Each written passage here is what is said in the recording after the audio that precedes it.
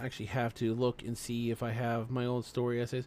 By all means, dude, I will give full credit if you feel comfortable enough with me reading them. Roast mutton. Up jumped little Bilbo, and putting on his dressing gown, went into the dining room. There he saw nobody, but all the signs of a large and hurried breakfast. There was a fearful mess in the room, and piles of unwashed crocks in the kitchen. Nearly every pot and pan he possessed seemed to have been used. The washing up was so dismally real that Bilbo was forced to believe the party of the night before had not been part of his bad dreams, as he had rather hoped. Okay, come on.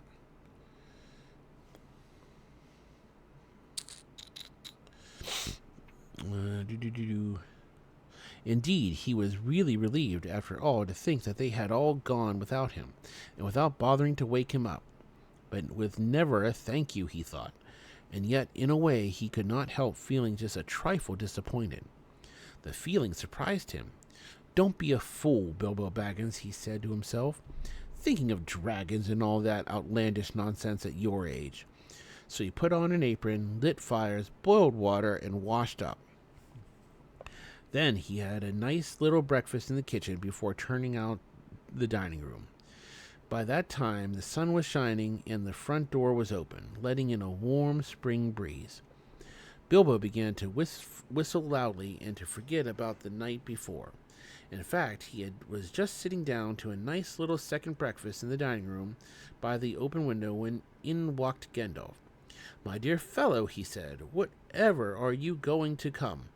And what about an early start? And here you are having breakfast, or whatever you call it, at 10:30. They left you a message because they could not wait."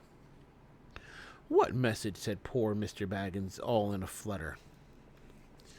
"Great elephants," said Gandalf, "you are not at all yourself this morning. You have never dusted the mantelpiece. What's that got to do with it? I have had enough to do with washing up for 14. If you had dusted the mantelpiece, you would have found with this just under the clock," said Gandalf, handing Bilbo a note, written, of course, on his own nice paper. This is what he read. "Thorne and Company to Burglar Bilbo. Greeting. For your hospitality, our sincerest thanks, and for your offer of professional assistance, our grateful acceptance. Terms: cash on delivery, up to and not exceeding 1/14 of total profits, if any. All traveling expenses guaranteed in any event. Funeral expenses to be defrayed by us or our representatives, if occasion arises and the matter is not otherwise arranged for. Thinking it unnecessary to disturb your esteemed repose, and we have proceeded in advance to make requisite preparations, and shall await your respected person at the Green Dragon Inn, Bywater, at 11 a.m. sharp, trusting that you will be punctual. We have the honor to remain yours deeply, Thorne and Company." "That leaves you just 10 minutes. You will have to run," said Gandalf. "But," said Bilbo. "No time for it," said the wizard. "But," said Bilbo again. "No time for that either. Off you go." To the end of his days, Bilbo could never remember how he found himself outside without a hat, a walking stick, or any money, or anything that he usually took when he went out. Leaving his second breakfast half finished and quite unwashed up, pushing his keys into Gandalf's hand, and running as fast as his furry feet could carry him down the lane, past the great mill, across the water, and then on for a mile or more. Very, very puffed he was when he got to Bywater just on the stroke of 11, and found he had come without a pocket handkerchief. "Bravo," said Balin, who was standing at the inn door looking out for him. Just then all the others came round the corner of the road from the village. They were on ponies, and each pony was slung about with all kinds of baggages, packages, parcels, and paraphernalia. There was a very small pony, apparently for Bilbo. "Up you two get, and off we go," said Thorin. "I'm awfully sorry," said Bilbo, "but I have come without my hat, and I have left my pocket handkerchief behind. I haven't got any money. I didn't get your note until 10:45, to be precise." "Don't be precise," said Dwalin, "and don't worry. You will have to manage without pocket handkerchiefs and a great good many other things before you get to the journey's end. As for a hat, I have got a spare hood and cloak in my luggage.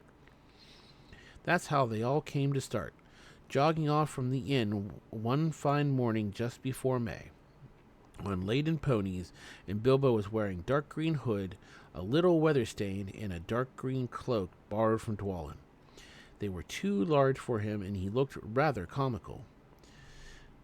What his father, Bungo, would have thought of him, I daren't think. His only comfort was he couldn't be mistaken for a dwarf, as he had no beard. They had not been riding very long when up came Gandalf, very splendid on a white horse. He had brought a lot of pocket handkerchiefs and Bilbo's pipe of tobacco. So after that, the party went along very merrily, and they told stories or sang songs as they rode forward all day, except, of course, when they stopped for meals. These didn't come quite as often as Bilbo would have liked them, but still he began to feel that adventures were not so bad after all. At first they had passed through Hobbit lands, a wide, respectable country inhabited by decent folk, with good roads an inn or two, and now and then a dwarf or a farmer ambling by on business. Then they came to lands where people spoke strangely and sang songs Bilbo had never heard before. Now they had gone on far into the lone lands, where there were no people left, no inns, and the roads grew steadily worse. Not far ahead were dreary hills, rising higher and higher, dark with trees. On some of them were old castles with an evil look, as if they had been built by wicked people.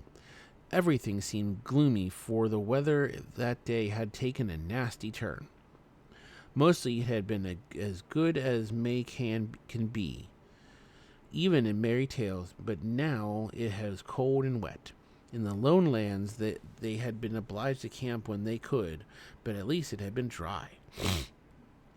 To think it will soon be June, grumbled Bilbo, as he splashed along behind the others in a very muddy track. It was after tea time. It was pouring with rain, and he had been all day. His hood was dripping into his eyes. His cloak was full of water. The pony was tired and stumbling on stones, and others were too grumpy to talk. And I'm sure the rain has got into the dry clothes and into the food bags, thought Bilbo. Bother burgling and everything to do with it. I wish I was at home in my nice hole by the fire, with the kettle just beginning to sing. It was not the last time that he wished that. Still, the dwarves jogged on, never turning around or taking any notice of the hobbit. Somewhere behind the great clouds the sun must have gone down, for it began to get dark as they went down into a deep valley with a river at the bottom. Wind got up, and willows along its banks would be bent inside. Fortunately, the road went over an ancient stone bridge, for the river, swollen with the rains, came rushing down from the hills and mountains to the north. It was nearly night when they had crossed over. The wind broke up the gray clouds, and a wandering moon appeared above the hills between the flying rags. Then they stopped, and Thorn muttered something about supper, and where shall we get a dry patch to sleep on. Not until then did they notice that Gandalf was missing. So far he had come all the way with them, never saying if he was in the adventure or merely keeping them company for a while. He had eaten most, talked most, and laughed most, but now he simply was not there at all. Just when a wizard would have been most useful too, groaned Dorian Norrie, who shared the hobbit's views about regular meals, plenty and often. They decided in the end that they would have to camp where they were. They moved to a clump of trees, and though it was drier under them, the wind shook the rain off the leaves, and the drip was most annoying. Also, the mischief seemed to have got into the fire. Dwarves can make a fire almost anywhere out of almost anything, wind or no wind, but they could not do it that night, not even Oin and Gloin, who were especially good at it. Then one of the ponies took fright at nothing and bolted. He got into the river before they could catch him, and before they could get him out again, Feely and Keely were nearly drowned, and all the baggage that he carried washed away from him. Of course, it was mostly food, and there was mighty little left for supper and less for breakfast. There they all sat glum and wet and muttering, while Oin and Gloin went on trying to light the fire and quarreling about it. Bilbo was sadly reflecting that adventures are not all pony rides and May sunshine when Balin, who was always their lookout man, said, "There's a light over there." There was a hill some way off with the trees on it, pretty thick in parts. Out of the dark mass of the trees they could now see a light shining, a reddish, comfortable-looking light, and it might be a fire or torches twinkling. When they had looked at it for some while, they fell to arguing. Some said no, and some said yes. Some said they could go and see, and anything was better than little supper, less breakfast, and wet clothes all the night.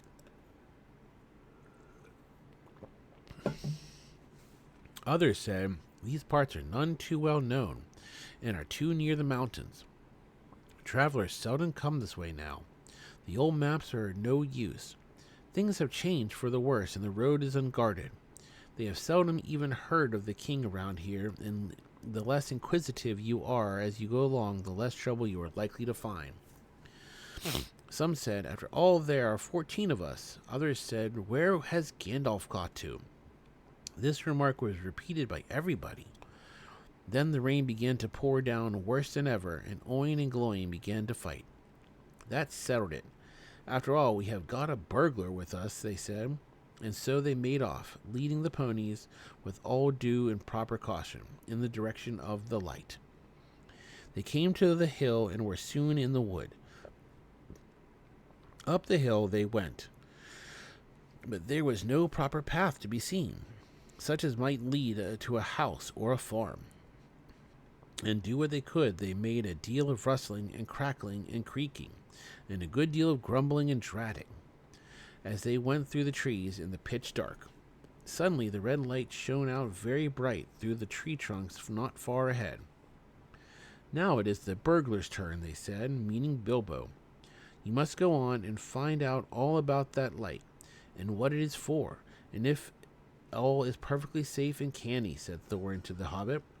Now scuttle off and come back quick. If all is well, if not, come back if you can. If you can't, hoot twice like a barn owl and once like a screech owl, and we will do what we can. Off Bilbo had to go before he could explain that he could not hoot even once like any kind of an owl, any more than fly like a bat. But at any rate, hobbits can move quietly in woods, absolutely quietly. They take a pride in it, and Bilbo had sniffed more than once at what he called all this dwarvish racket as they went along, though I don't suppose you or I would have noticed anything at all on a windy night, not if the whole cavalcade was past 2 feet off. As for Bilbo walking primly towards the red light, I don't suppose even a weasel would have stirred a whisker at it. So naturally he got right up to the fire, for fire it was, without disturbing anyone, and this is what he saw. 3 very large persons sitting round a very large fire of beech logs. They were toasting mutton on long spits of wood and licking the gravy off their fingers. There was a fine toothsome smell. Also, there was a barrel of good drink at hand, and they were drinking out of jugs. But they were trolls. Obviously trolls. Even Bilbo, in spite of his sheltered life, could see that. From the great heavy faces of them, and their size, and the shape of their legs, not to mention their language, which was not drawing room fashion at all. Mutton yesterday, mutton today, and blimey if I doesn't look like mutton again tomorrow, said one of the trolls. Never a blinking bit of man flesh have we had for long enough, said a second. What the 'ell William was a-thinking to bring us into these parts at all beats me. And the drink running short, what's more, he said, jogging the elbow of William, who was taking a pull at his jug. William choked. Shut your mouth, he said as soon as he could. "You can't expect folk to stop here forever just to be et by you and Bert. You've had a village and a half between yer. Since we came down from the mountain, how many more do you want? And time's been up our way when you'd have said thank yer, Bill, for a nice bit of fat valley mutton like what this is." He took a big bite off a sheep's leg he was roasting and wiped his lips on his sleeve. "Yes, I'm afraid trolls do behave like that, even those with only one head each." After hearing all this, Bilbo ought to have done something at once. Either he should have gone back quietly and warned his friends that there were 3 fair-sized trolls at hand in a nasty mood, quite likely to try roasted dwarf or even pony for a change, or else he should have done a bit of good quick burgling. A really first-class and legendary burglar would at this point have picked the troll's pockets. It is nearly always worthwhile if you can manage it. Pinched the very mutton off the spits, purloined the beer, and walked off without their noticing him. Others, more practical but with less professional pride, would perhaps have stuck a dagger into each of them before they observed it. Then the night could have been spent cheerily. Bilbo knew it. He had read of a good many things he had never seen or done. He was very much alarmed as well as disgusted. He wished himself 100 miles away, and yet somehow he could not go straight back to Thorn and Company empty-handed. So he stood and hesitated in the shadows of the various burglarious proceedings he had heard of. Picking the troll's pockets seemed the least difficult. So at last he crept behind a tree just behind William. Bert and Tom went off to the barrel. William was having another drink. Then Bilbo plucked up courage and put his little hand in William's enormous pocket.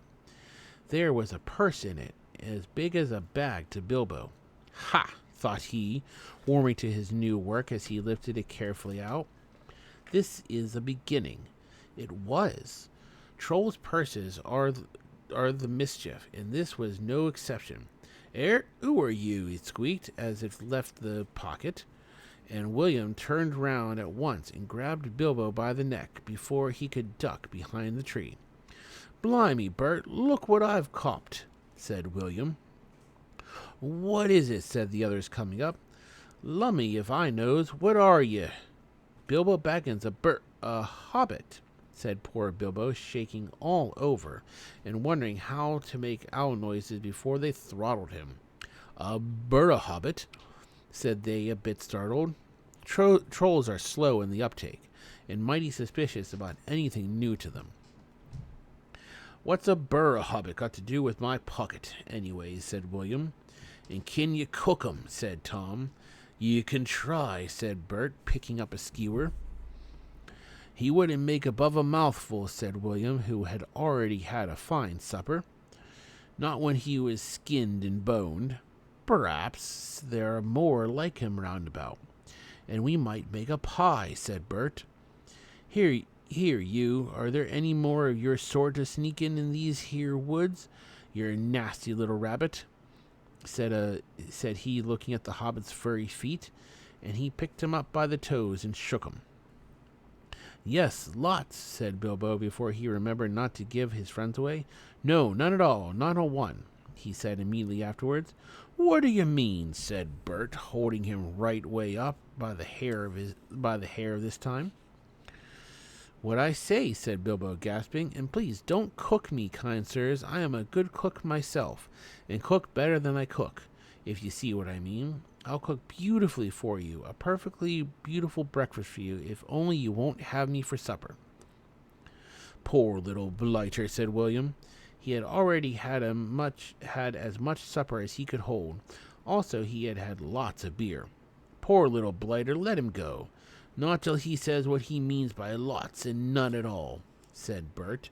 "I don't want to have me throat cut in me sleep. Hold his toes to the fire till he talks." "I won't have it," said William. "I caught him." You're a fat fool, William, said Bert, as I've said afore this evening. And you're a lout. And I won't take that from you, Bill Huggins, said Bert, and put his fist in William's eye. Then there was a gorgeous row. Bilbo had just enough wits left when Bert dropped him on the ground to scramble out of the way of their feet, before they were fighting like dogs, and calling one another all sorts of perfectly true and applicable names in very loud voices. Soon they were locked in one another's arms and rolling nearly into the fire, kicking and thumping, while Tom whacked at them both with a branch to bring them to their senses. And that, of course, only made them madder than ever. That would have been the time for Bilbo to have left, but his poor little feet had been very squashed in Bert's big paw, and he had no breath in his body, and his head was going round. So there he lay for a while, panting, just outside the circle of firelight. Right in the middle of the fight came up Balin. The dwarves had heard noises from a distance, and after waiting for some time for Bilbo to come back, or to hoot like an owl, they started off one by one to creep towards the light as quietly as they could. No sooner did Tom see Balin come into the light than he gave an awful howl. Trolls simply detest the very sight of dwarves, uncooked, that is. Bert and Bill stopped fighting immediately, and a sack, Tom, quick, they said, before Balin, who was wondering where in all this commotion Bilbo was, knew what was happening. A sack was over his head, and he was down. There's more to come yet, said Tom, or I'm mighty mistook. Lots and none at all it is, he said. No bird of hobbits, but lots of these here dwarves. That's about the shape of it. I reckon you're right, said Bert, and we'd best get out of the light. And so they did. With sacks in hands that they used for carrying off mutton and other plunder, they waited in the shadows. As each dwarf came up and looked at the fire and spilled jugs and the gnawed mutton in surprise, pop went a nasty smelly sack over his head, and he was down. Soon Dwalin lay by Balin, Feely and Killy together, and Dori, Nori, and Ori all in a heap. And Oin and Gloin and Bifur, Buffer, and Bombur piled uncomfortably near the fire. That'll teach 'em, said Tom, for Bifur and Buffer had given a lot of trouble and fought like mad, as dwarves will when cornered. Thorin came last, and he was not caught unawares. Nums, how's it going? You just in time for the trolls. He came expecting mischief, and didn't need to see his friend's legs sticking out of sacks to tell him that things were not all well. He stood outside in the shadows some way off and said, "What's all this trouble? Who has been knocking my people about?" "It's trolls," said Bilbo from behind a tree. They had forgotten all about him. "They're hiding in the bushes with sacks," said he. Oh, I'm sorry, Num. Would you like a prayer service for the services that we provide here? "Oi, oh, are they?" said Thorin, and he jumped forward to the fire before they could leap on him. He caught up a big branch all on fire at the end, and Bert got that end in his eye before he could step aside. That put him out of the battle for a bit. Bilbo did his best. He caught hold of Tom's leg as well as he could. It was as thick as a young tree trunk, but he was sent spinning up into the top of some bushes when Tom kicked the sparks up in Thorin's face. Tom got the branch in his teeth for that, and lost one of the front ones. It made him howl, I can tell you. But just at that moment, William came up behind and popped a sack right over Thorin's head and down to his toes. And so the fight ended. A nice pickle they were all in now, and neatly tied up in sacks, with 3 angry trolls, and 2 with burns and bashes to remember, sitting by them, arguing whether they should roast them slowly, or mince them fine and boil them, or just sit on them one by one and squash them into jelly. And Bilbo up in a bush with his clothes and his skin torn, not daring to move for fear they should hear him. It was just then that Gandalf came back, but no one saw him. The trolls had just decided to roast the dwarves now and eat them later. That was Bert's idea, and after a long argument they had all agreed to it. No good roasting 'em now, it'd take all night, said a voice. Bert thought it was William's. Don't start that argument all over again, Bill, he said, or it will take all night. Who's arguing? Said William, who thought it was Bert that had spoken. You are, said Bert. You're a liar, said William. And so the argument began all over again. In the end, they decided to mince them fine and boil them. So they got a great black pot, and they took out their knives. No good boiling 'em. We ain't got no water, and it's a long way to the well and all, said a voice. Bert and William thought it was Tom's. Shut up, said they, or we'll never have done, and you can fetch the water yourself if you're say any more. Shut up yourself, said Tom, who thought it was William's voice. Whose argument but you, I'd like to know. You're a booby, said William. Booby yourself, said Tom. And so the argument began all over again, and went on hotter than ever, until at last they decided to sit on the sacks one by one and squash them, and boil them next time. Who shall we sit on first? Said the voice. Better sit on the last fellow first, said Bert, whose eye had been damaged by Thorin. He thought Tom was talking. Don't talk to yourself, Tom, but if you wants to sit on the last one, sit on him. Which is he? The one with the yellow stockings, said Bert. Nonsense, said the one with the gray stockings, said a voice like William's. I made sure it was yellow, said Bert. Yellow it was, said William. Then what did you say it was gray for? Said Bert. I never did. Tom said it. That I never did, said Tom. It was you. 2-1, so shut your mouth, said Bert. Who are you a-talking to? Said William. Now stop it, said Tom and Bert together. The night's getting on, and dawn comes early. Let's get on with it. Dawn take you all, and be stoned with you, said a voice that sounded like William's, but it wasn't.